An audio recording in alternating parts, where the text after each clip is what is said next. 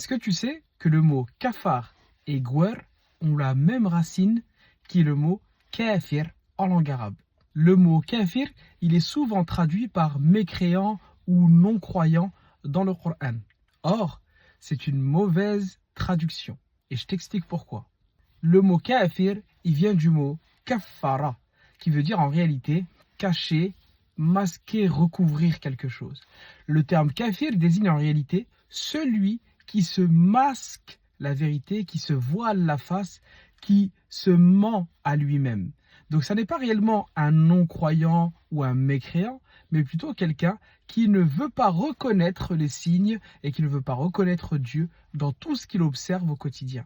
En réalité, un kafir, pour un musulman, est quelqu'un qui se cause du tort à lui-même.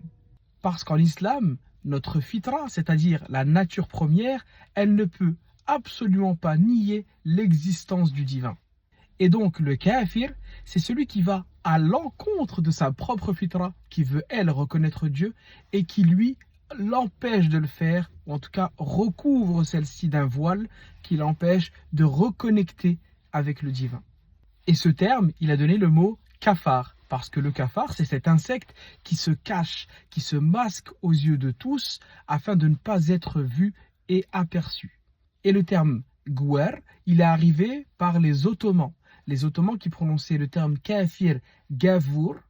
Et ce terme, en fait, il a voyagé notamment lors des conquêtes ottomanes jusqu'en Algérie. Et c'est là que le terme est devenu kafir gavour, gaour, gaouri, pour désigner les personnes sans foi ni loi.